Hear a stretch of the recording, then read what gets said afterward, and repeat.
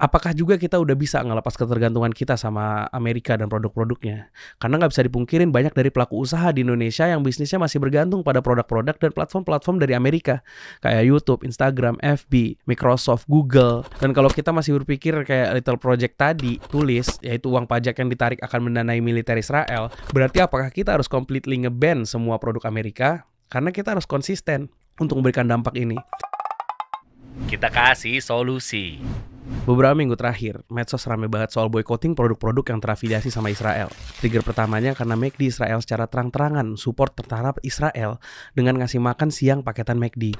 Nah, hal ini nih yang bikin sebagian masyarakat dunia yang support Palestina bergerak untuk stop beli produk-produk yang mereka katakan mendukung Israel. Kayak Starbucks, produk Unilever, produk rilisan Disney, dan lain sebagainya. Sebelumnya gue perjelas dulu, kalau gue sangat mengutuk keras perilaku bangsa yang di Al-Quran aja disebut Allah kutuk mereka, bangsa kera dan babi, yang secara brutal membantai saudara-saudara kita di Palestina. Perilaku kejam atas pembantaian ini semoga bisa dihentikan secara cepat oleh para kepala negara di forum internasional. Namun Palestina juga memiliki Allah Subhanahu wa Ta'ala, dan Palestina juga memiliki kita selaku sesama saudara muslim yang mendukung untuk memberikan support secara moral maupun material. Oleh karena itu, kita doakan semoga rakyat Palestina selalu mendapatkan perlindungan dari Allah Subhanahu wa Ta'ala. Semoga Allah Subhanahu wa Ta'ala mengangkat penderitaan rakyat Palestina dan memberikan keselamatan untuk mereka. Dan semoga Allah Subhanahu wa Ta'ala memenangkan mereka serta dapat berdiri merdeka di atas tanah mereka sendiri dan menjaga Al-Aqsa, sebuah tempat suci bagi umat Islam. Amin ya rabbal alamin. Dan lalu pula semoga Allah menghancurkan dan meluluh lantakan musuh-musuhnya. Kembali ke boykot. Sebenarnya gimana sih cara kerja boykot ini? Terus emang bakal sengaruh apa sama kondisi Israel dan Palestina? Terus bakal ada dampaknya nggak sama kita yang ada di Indonesia? Sebelum kita bahas lebih jauh, kita harus ngerti dulu nih boykot itu apa. Jangan sampai udah gembor-gembor boykot tapi sebenarnya kita nggak tahu esensi dari hal boykot itu sendiri atau dampaknya. Menurut Wikipedia, boykot itu adalah tindakan untuk tidak menggunakan, tidak membeli atau berurusan dengan suatu organisasi atau sebagai bentuk protes. Jadi berasal dari serapan bahasa Inggris boykot yang mulai digunakan dari zaman perang tanah di Irlandia. Nama itu diambil dari nama agen real estate Charles Boycott. Nah, boykot ini juga bisa diartiin adanya penolakan kerjasama. Nah, mengenai aksi boykot yang beredar belakangan ini, kita rollback dulu ke tahun 2005, di mana dibentuknya BDS Movement atau Boycott, Divestment, Sanction, suatu gerakan untuk mengakhiri support untuk Israel yang nyerang Palestina, sekaligus menekan Israel untuk mematuhi hukum internasional yang berlaku, dibentuk oleh 170 orang Palestina yang merupakan gabungan dari jaringan pengungsi, organisasi wanita, dan asosiasi profesional. Seperti yang dilansir oleh CNN, jalur pertama yang ditempuh adalah melalui boykot, yakni melibatkan penarikan dukungan terhadap Israel dan perusahaan-perusahaan negara tersebut, maupun yang terafiliasi dengannya, yang terbukti melakukan pelanggaran HAM terhadap rakyat Palestina. Dengan mendesak perusahaan-perusahaan yang terafiliasi dengan Israel, aktivis BDS berharap korporasi tersebut akan mengakhiri keterikatan dengan Israel. BDS sendiri punya 3 gerakan yang menjadi fokus saat ini. Pertama, dengan menyerukan kegiatan memboikot atau tidak membeli produk-produk dari perusahaan-perusahaan yang mendukung Israel. Kedua, gerakan divestasi dengan mendesak bank produsen senjata dan lembaga akademis untuk menarik investasi dari Israel dan perusahaan-perusahaan yang terafiliasi dengannya. Yang ketiga adalah dengan ngasih sanksi. Sanksi bertujuan memberikan tekanan politis agar tindakan penindasan terhadap Palestina segera dihentikan. Perusahaan-perusahaan yang dirumorkan terafiliasi dengan Israel ini, khususnya di Indonesia, tuh sebenarnya udah ngasih statement terkait perihal ini. Jadi mereka nyebutin kalau pendapatan mereka tuh nggak serta-merta untuk ngedukung Israel. Tapi kenapa dari kita masih banyak yang boikot mereka? Oke, gini, gue akan ngejelasin.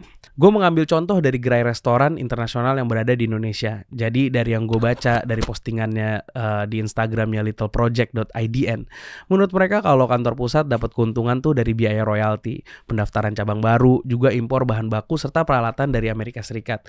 Menurut mereka, franchise fast food bayar royalti sebesar 5% atau sekitar 15 juta dolar dari penghasilan per tahunnya sebesar 400 juta dolar, dan belum lagi ditambah biaya lainnya. Hasil uang tersebut diputerin lagi untuk gerakin perekonomian Amerika Serikat. 16%-nya dari pendapatan negara ini dipakai buat belanja militer, dan ada juga anggaran yang mereka gunakan untuk membantu Israel secara langsung dalam konflik ini. Nah, dari sini lo udah paham kemana arahnya kan? Tapi gini, kalau misalnya cara berpikirnya kayak gini, berarti semua produk Amerika yang ada di Indonesia juga sama dong.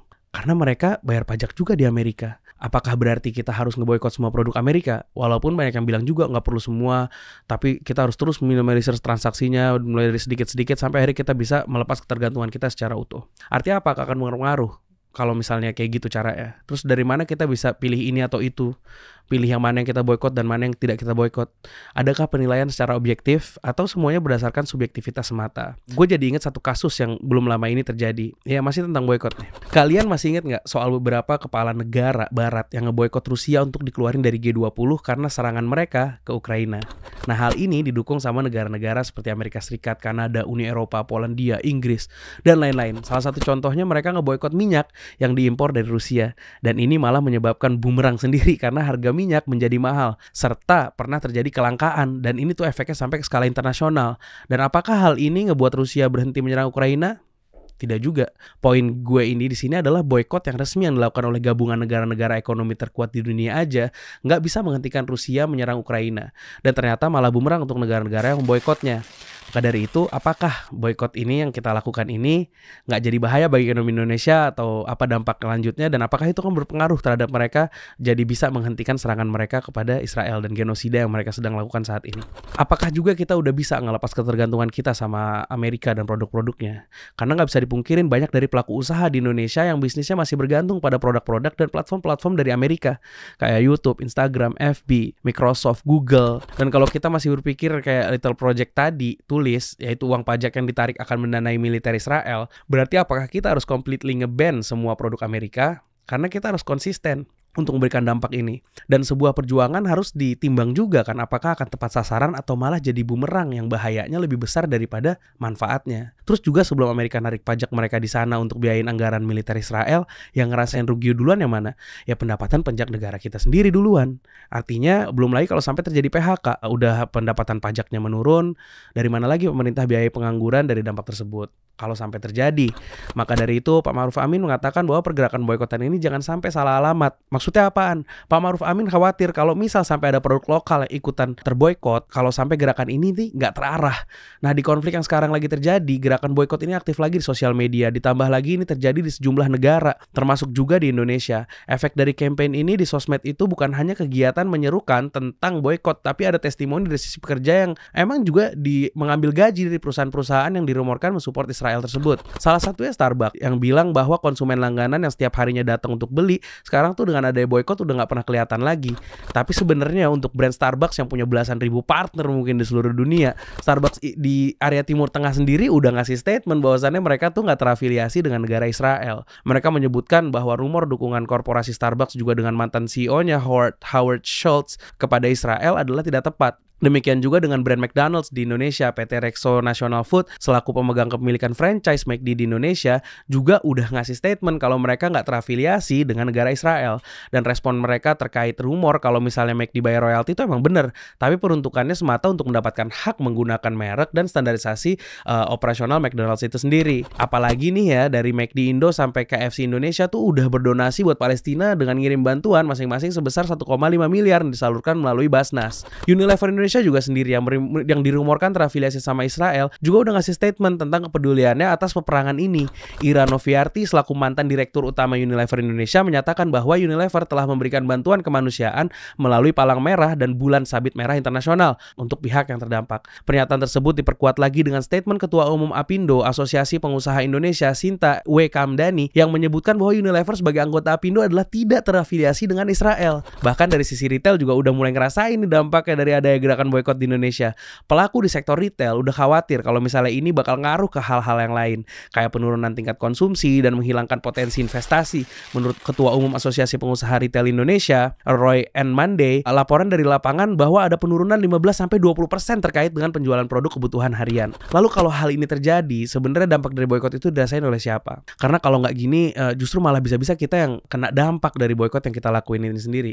Loh, kok bisa? Oke, jadi gini. Pak Edi Misero selaku Sekretaris Jenderal Asosiasi Usaha Mikro, Kecil dan Menengah Indonesia mengatakan kalau aksi boikot ini agar dilakukan secara proporsional dan jangan sampai berpengaruh ke pengusaha lokal. Menurut Pak Edi, aksi boikot akan berdampak secara efektif jika penolakan dilakukan terhadap produk impor yang memang langsung didatangkan dari Israel. Namun aksi boikot yang dilakukan untuk sektor jasa atau restoran yang beroperasi di Indonesia punya potensi menghambat pertumbuhan kinerja pengusaha lokal. Nah ini sangat make sense menurut gue. Kenapa? Karena mayoritas supply chain-nya juga dari produk-produk buatan lokal. perusahaan-perusahaan lokal. Mereka supply ke perusahaan-perusahaan yang diboikot ini. Dari supplier-supplier untuk bahan bakunya, packagingnya, agency-agensinya, advertisingnya, konsultan pajaknya mungkin, konsultan akunting. Itu pakai ekosistem dari perusahaan-perusahaan lokal yang terdampak pula dari aksi ini akhirnya.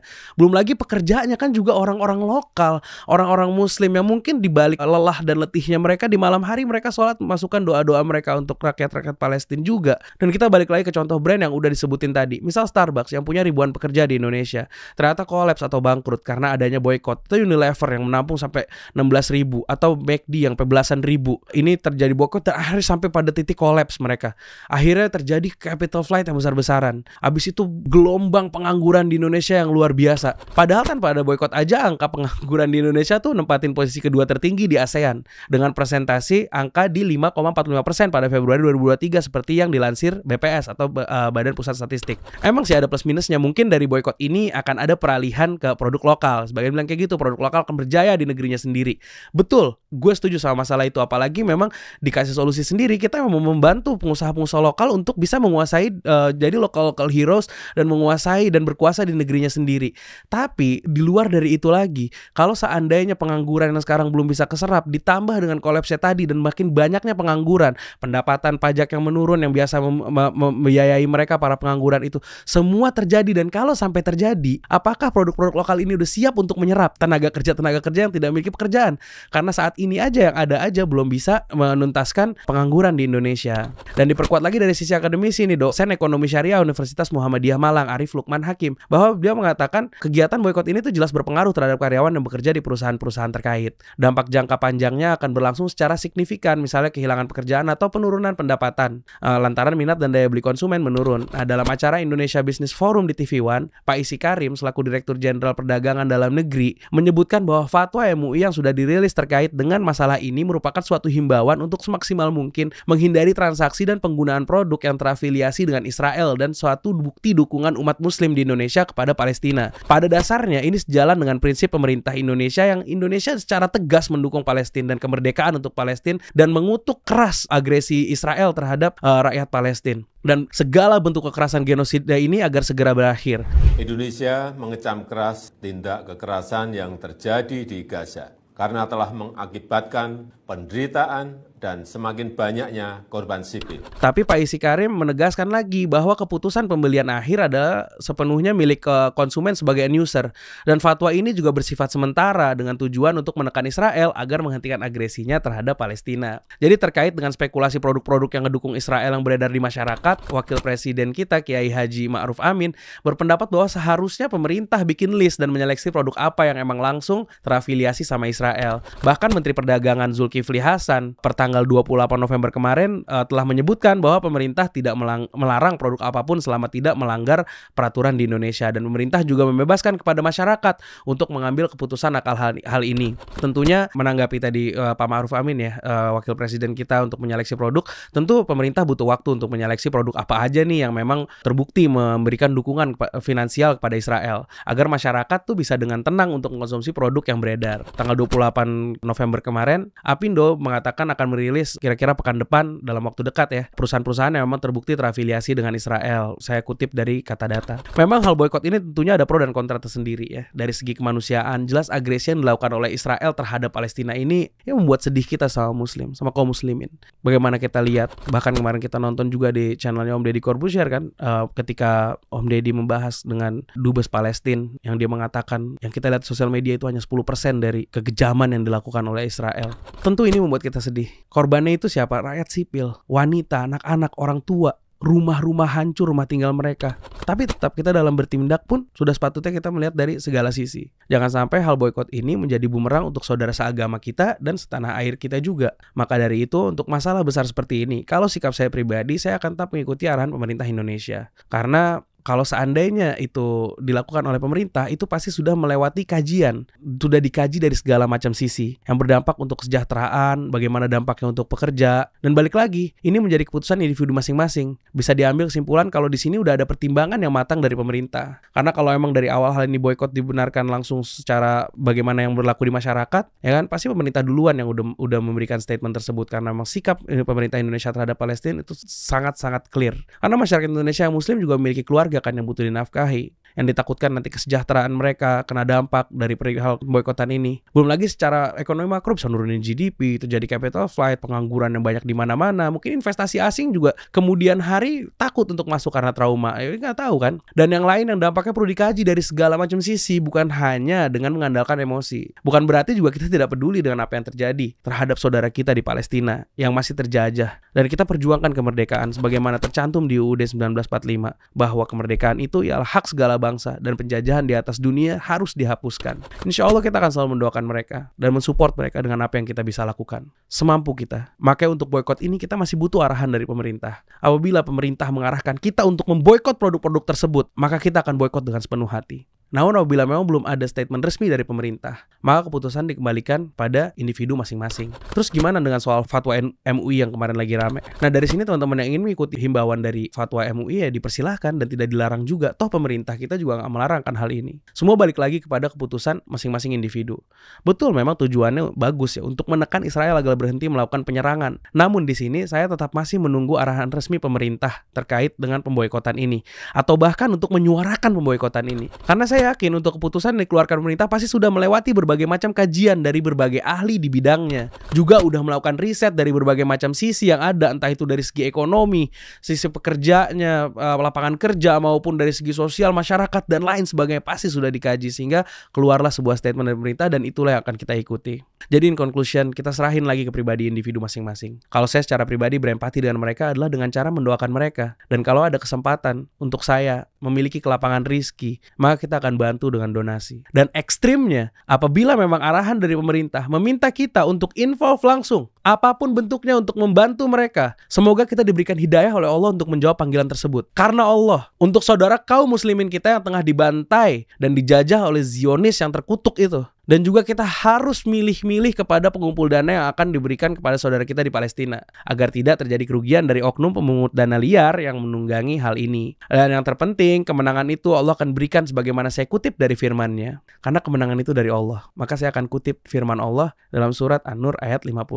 Wa'adallahu alladhina amanu minkum wa amilus solihat layastakhlifannahum fil ard kama stakhlafal ladzina min qablihim wa la yumakkinanna lahum dinahumul ladzi irtada lahum wa la yubaddilannahum min ba'di khaufihim amna ya'budunani wa la yusyrikuna bi syai'a. Yang artinya, dan Allah telah berjanji kepada orang yang beriman di antara kalian dan mengerjakan amal-amal yang soleh, bahwa Dia sungguh akan menjadikan mereka berkuasa di atas muka bumi, sebagaimana Dia telah menjadikan orang-orang sebelum mereka berkuasa. Dan sungguh Allah akan meneguhkan bagi mereka agama yang telah diridhoinya ini untuk mereka. Dan Allah benar-benar akan menggantikan keadaan rasa takut mereka sesudah mereka dalam ketakutan menjadi aman sentosa. Ya'budunani, beribadah kepadaku tanpa menyekutukanku dengan suatu apapun juga. Semoga dengan iman dan amal soleh yang sahih dan lurus, Allah Subhanahu wa Ta'ala memberikan kemenangan untuk kaum muslimin di seluruh dunia, khususnya untuk Palestina, termasuk Palestina yang saat ini sedang mengalami genosida ini. Semoga Allah karuniai mereka sebagaimana janjinya ketika kita beriman dan beramal soleh dengan baik dan tidak menyekutukan Allah dengan segala apapun. Allah gantikan semua rasa takut mereka dengan keamanan yang damai dan sentosa, dan Allah karuniakan kepada mereka kemerdekaan di atas tanah mereka sendiri. Nah kebetulan nih, gue mau ngajak lo juga untuk ngeboikot riba. Mendingan nih boikot riba itu yang jelas-jelas produknya Yahudi. Dan bukankah itu tulang punggung terbesar mereka dalam menguasai dunia? Jadi sekarang setelah gue paparkan semuanya, kan udah tahu sisi pro dan sisi kontra dari hal boikot ini. Jadi kalau menurut lo boikot ini gimana? Kita kasih solusi.